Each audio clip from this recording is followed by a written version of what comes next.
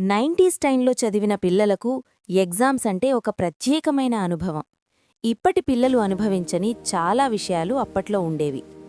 ఇప్పటిలా FA1, FA2, slip tests, ఏటీ, AP లాంటి పరీక్షలు ఏమీ ఉండేవి కాదు. ఎక్కువగా యూనిట్ టెస్ట్స్ మాత్రమే ఉండేవి. కానీ అసలు పెద్ద పరీక్ష అంటే ఫైనల్ ఎగ్జామ్స్. మొత్తం సంవత్సరం చదివిన పూర్తి బుక్కు మొత్తం ఆ ఫైనల్ ఎగ్జామ్లోనే వచ్చేది. అందుకే ఫైనల్ ఎగ్జామ్స్ దగ్గర పడితే పిల్లలందరికీ ఒకే టెన్షన్. పరీక్షలు దగ్గర పడితే స్కూల్లో కూడా వాతావరణం మారిపోయేది. మాస్టార్లు కూడా ఇప్పుడైనా బాగా చదవండి, ఫైనల్ ఎగ్జామ్స్ దగ్గర పడుతున్నాయి అని రోజూ గుర్తుచేసేవారు. ఇప్పటిలా ఎంసీక్యూలు, బిట్స్, ఆప్షన్సు ఎక్కువగా ఉండేవి కాదు. ఎక్కువగా లాంగ్ ఆన్సర్సు, షార్ట్ ఆన్సర్సు. ఒక ప్రశ్నకు అర్ధ పేజీ లేదా ఒక పేజీ రాయాలి. అప్పట్లో ఒక్కటే సిలబస్ ఉండేది. ఇప్పుళ్లాగా చాలా బోర్డులు, చాలా సిలబస్లు ఉండేవి కాదు. అందరూ దాదాపు ఒకే విధంగా చదివేవారు. ఎగ్జామ్స్ దగ్గర పడితే ఇంట్లో కూడా వాతావరణం మారిపోతుంది. అమ్మా నాన్నలు కూడా చదువు బాగా చెయ్యాలి అని గుర్తుచేసేవారు. పరీక్షలకి ఒక వారం ముందు నుంచి పిల్లలు నైట్ వరకు చదవడం మొదలుపెడతారు. అప్పట్లో మొబైల్ ఫోన్లు, సోషల్ మీడియా ఏమీ ఉండేవి కాదు. అందుకే చదువుపై ఫోకస్ ఎక్కువగా ఉండేది.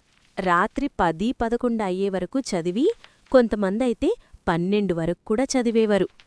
పరీక్షల ముందు రోజు మాత్రం అస్సలు నిద్రపట్టేది కాదు. ఏ ప్రశ్న వస్తుందో, నేను చదివింది వస్తుందా అని ఆలోచిస్తూ టెన్షన్ పడేవాళ్లు. కొంతమంది పిల్లలు పుస్తకాన్ని దిండు కింద పెట్టుకుని పడుకునేవారు. ఇలా పెడితే చదివింది గుర్తుంటుంది అని నమ్మకం. మరి పరీక్ష రోజు ఉదయమైతే ఇంకో ప్రత్యేకం. పొద్దున్నే లేచి స్నానం చేసి పూజ చేసేవాళ్లు. దేవుడి దగ్గర ఎగ్జామ్ బాగా రాయాలి అని ప్రార్థన చేసేవారు. కొంతమందైతే పాడకు అగరబత్తి పెట్టి దేవుడికి నమస్కారం చేసి బయటికి బయలుదేరేవారు. అమ్మలు కూడా బాగా రాయాలి అని ఆశీర్వదించి పంపేవారు.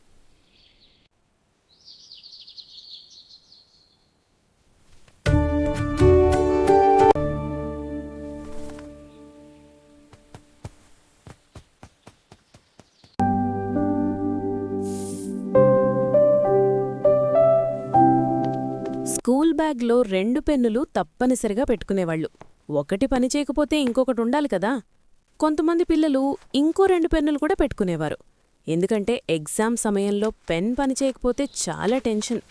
స్కూల్కి వెళ్లే దారిలో కూడా పిల్లలు బుక్ తిరిగేస్తూ వెళ్తారు, ఇంకోసారి చదివితే గుర్తుంటుంది అనుకుంటూ.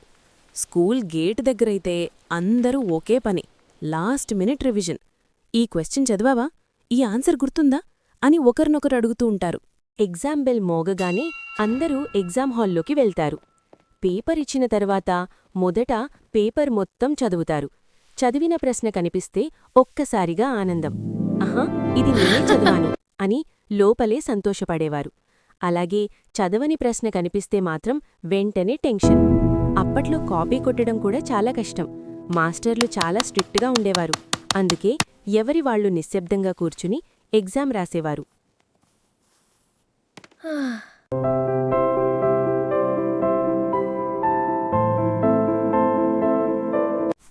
ఒకసారి రైటింగ్ మొదలైతే పేజీలు పేజీలు రాస్తూ ఉండేవాళ్లు. ఎందుకంటే అప్పట్లో ఎక్కువగా లాంగ్ ఆన్సర్స్ ఉండేవి. ఎగ్జామ్ అయిపోయాక బయటకు వచ్చాక మొదలయ్యేది ఇంకో విషయం. అందరూ కలిసి ఆన్సర్స్ కంపేర్ చేసేవారు.